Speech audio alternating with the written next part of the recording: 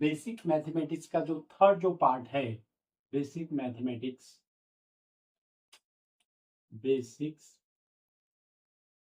Mathematics, इसका ये third part है। ओके, तो इसके जो इम्पोर्टेंट जो फॉर्मूलेज है जो हम फिजिक्स में जो यूज करते हैं, algebraic formulas, algebraic formulas. Okay, तो जो फर्स्ट जो फॉर्मूले हैं, बहुत सारे ऐसे फॉर्मूले हैं जो फिजिक्स के लिए इम्पोर्टेंट ऐसे है। तो उसका ऐसे सिंपल ऐसा फॉर्मूला होता है, दैट इज ये प्लस माइनस बी का square, A plus minus B का स्क्वायर। तो यहाँ पे इसका एक्सपांशन कैसा होगा, ए प्लस बी का स्क्वायर का एक्सपांशन कैसा होगा, that is A square, okay, plus B square, A square plus B square, उसके बाद होगा plus minus twice A B, उसके बाद क्या होगा, plus minus twice A B. Okay, तो इसका अगर हमने एग्जाम्पल अगर देखा जाए, मानो x माइनस 4 का स्क्वायर हमें निकालना है, x माइनस 4 का स्क्वायर हमें निकालना है, तो इसका आंसर क्या होगा, that is x square plus 4 का स्क्वायर यानी 16 होगा, x स्क्वायर प्लस 16, और उसके बाद minus 8x, X square plus 16 minus 8x। ये plus minus twice A B आप यहाँ सेंटर की टर्म ले सकते हो, और बी थर्ड टर्म यूज कर सकते, B square third term use कर सकते हो। ओके, उसके बाद सेकंड जो हमारा जो फॉर्मूलाज है, सेकंड जो फॉर्मूलाज है, ये भी बहुत इंपॉर्टेंट ऐसा फॉर्मूलाज है। अगर हमने ए प्लस बी का स्क्वायर प्लस ये माइनस बी का स्क्वायर अगर किया, ए प्लस बी का स्क्वायर प्लस ये माइनस बी का स्क्वायर अगर हमने किया, तो हमें क्या मिलेगा, हमें क्या मिलेगा, हमें मिलेगा that is 2 times A square plus B square. हमें क्या मिलेगा, 2 times A square plus B square. Okay, अगर यहाँ पे अगर माइनस अगर साइन अगर रहा, यहाँ पे अगर माइनस अगर साइन अगर रहा, तो उसकी जो वैल्यू होगी, यानी ए प्लस बी का स्क्वायर माइनस ये माइनस बी का स्क्वायर, अगर उसकी अगर वैल्यू अगर होगी, तो उसकी वैल्यू क्या होगी फिर, 4 ये बी, क्या होगी, 4 ये बी। ये भी बहुत इंपॉर्टेंट ऐसा फॉर्मूला है। उसके बाद थर्ड जो फॉर्मूला है, थर्ड फॉर्मूला, दैट इज ये square minus B square, that is equal to, बहुत सिंपल ऐसा एक्सपांशन है ये फॉर्मूले का, दैट इज ये माइनस बी इंटू ये प्लस बी। सिंपल ऐसा फॉर्मूला है, ये minus B into A plus B. इसका अगर हमने एग्जाम्पल अगर हमने इसका अगर देखा, तो क्या होगा, मानो एक्स स्क्वायर माइनस ए स्क्वायर है, एक्स स्क्वायर माइनस ए स्क्वायर है, तो इसका एक्सपांशन क्या हो जाएगा, दैट इज एक्स माइनस ये, एक ब्रैकेट में, और सेकंड ब्रैकेट में क्या होगा, एक्स प्लस ये होगा। ओके, अब ये जो फॉर्मूले है, अब ये जो फॉर्मूले है, ये फॉर्मूले हो गए ये प्लस बी, यानी यहाँ पे फॉर्मूले में इसमें 2 टर्म थी।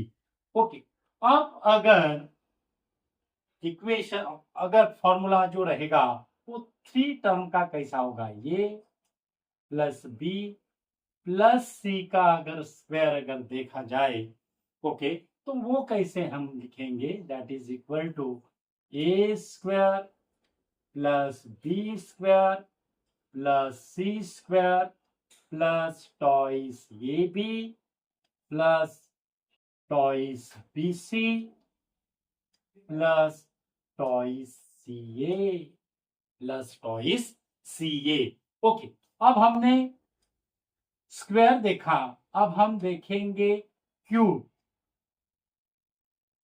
ओके, A प्लस B का अगर क्यूब अगर रहा तो वो कैसा होगा, that is A cube plus B cube, A cube plus B cube plus size AB bracket में A प्लस B, ब्रैकेट में क्या होगा, A प्लस B। ओके, मानो x प्लस 2 का अगर क्यूब हमें निकालना है, x प्लस 2 का अगर हमें क्यूब निकालना है तो वो कैसा होगा, दैट इज x क्यूब, 2 का क्यूब होता है 8 plus 2x into 3 that is equal to 6x, और यहां पे क्या होगा, x प्लस 2, यहां पे क्या होगा, x प्लस 2, यानी ये क्या है, x यानी यहाँ पे ये है, और 2 यानी यहाँ पे क्या होगा, b होगा। अगर यहाँ पे अगर माइनस अगर साइन अगर होता था, ओके, तो यहाँ पे प्लस की जगह माइनस आता था, यहाँ पे माइनस, और यहाँ पे भी माइनस आता था। ओके, तो ये हो गए हमारे अलजेब्रिक फॉर्मूलाज। ओके, उसके बाद फिजिक्स के रिलेटेड जो ज्योमेट्रिकल शेप जो ऑब्जेक्ट है, उसका एरिया, फर्स्ट जो ज्योमेट्रिकल शेप हम ऑब्जेक्ट ले रहे हैं वो है एरिया ऑफ पैरेललोग्राम,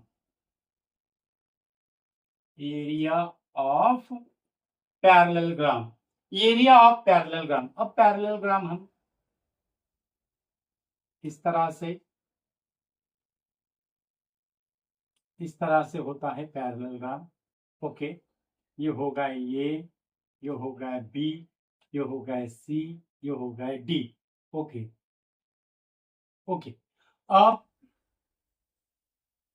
अब एरिया ऑफ पैरेललोग्राम क्या होगा, अब ये जो ए बी है और सी डी है, ये हम यहां ऐसे लिखते हैं, ये B parallel to C D, यानी ए बी की अपोजिट साइड हम सी डी को कहते हैं, बीसी की अपोजिट साइड हम एडी को कहते हैं, A B parallel to C D.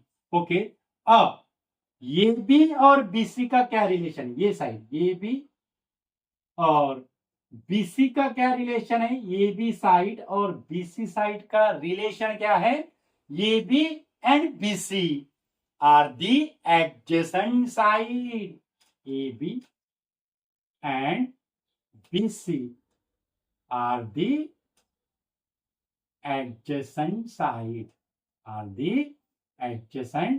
side, okay. अब इसका एरिया क्या होगा, area of parallelogram that is equal to base into height, area of parallelogram that is equal to base into height.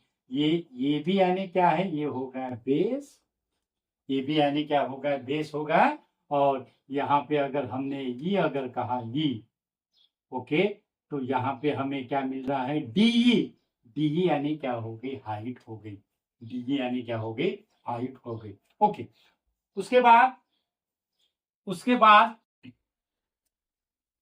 Area of triangle क्या रहेगा, area of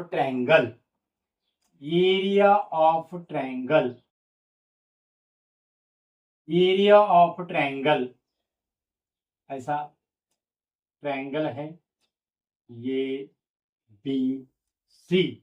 okay, area of triangle क्या रहेगा, area of triangle that is equal to half base into height, area of triangle that is equal to half base into height, ये होगा base, और ये जो हो गई CD, ये हो गई उसकी हाइट। ये क्या होगी? उसकी हाइट। यानी area of triangle that is equal to half base into height. उसके बाद होता है area of sphere.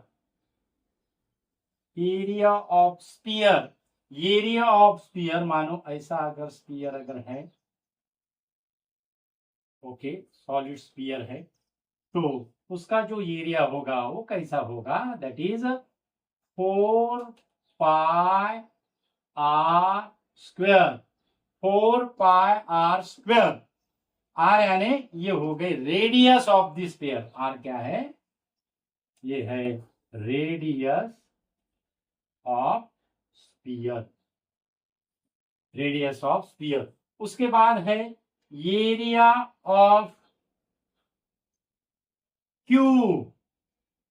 Area of cube, area of cube, मानो ऐसा क्यूब है,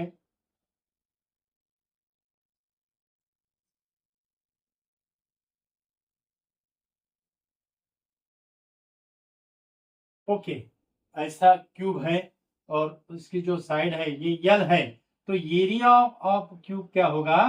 that is 6 into side square यानी L square. 6 into side square यानी L square. तो ये हो गए हमारे एरिया ऑफ ट्रायंगल। आपको रेक्टेंगल का एरिया पता है, area of rectangle that is equal to length into breadth. अब area of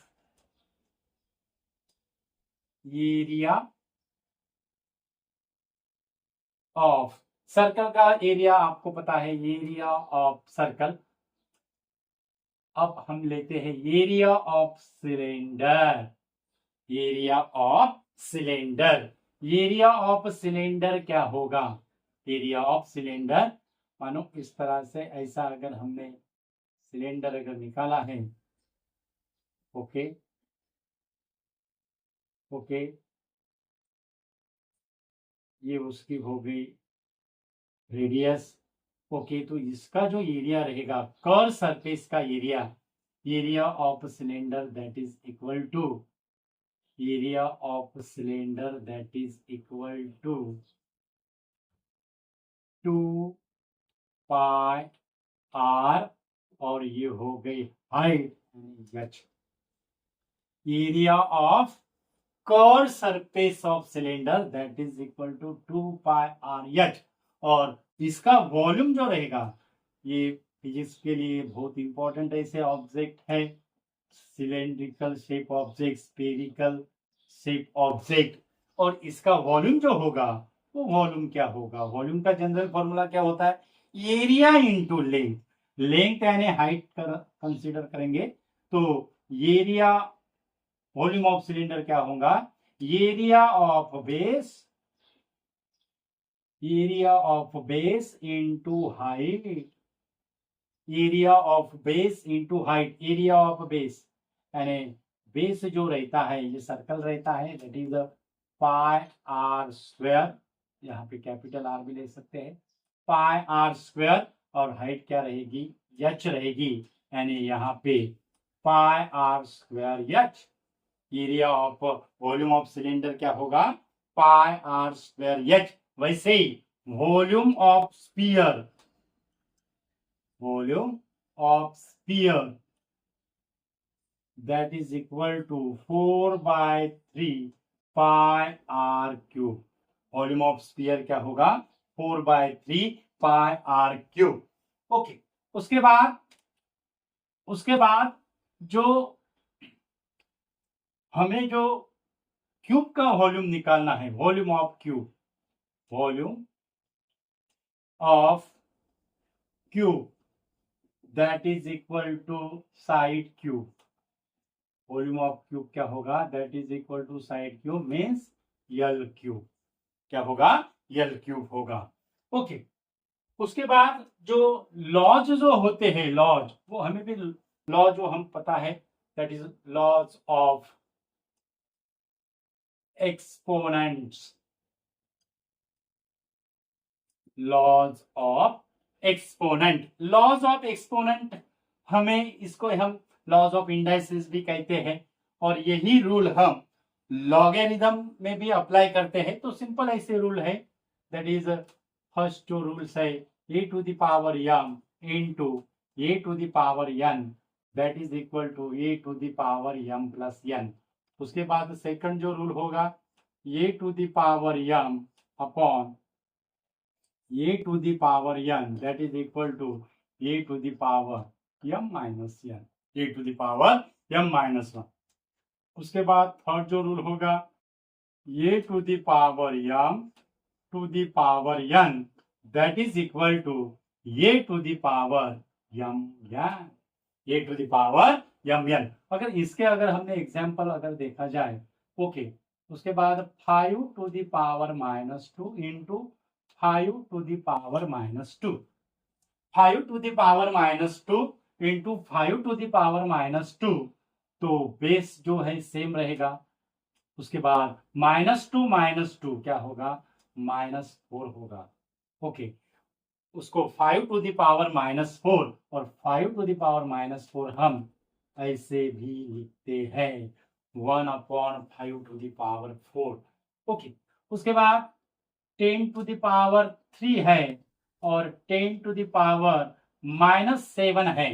10 to the power 3 और 10 टू द पावर -7, तो उसका आंसर कितना होगा, 10 टू द पावर -7 न्यूमरेटर में जाने के बाद क्या होगा, +7 होगा, यानी 10 टू द पावर 10।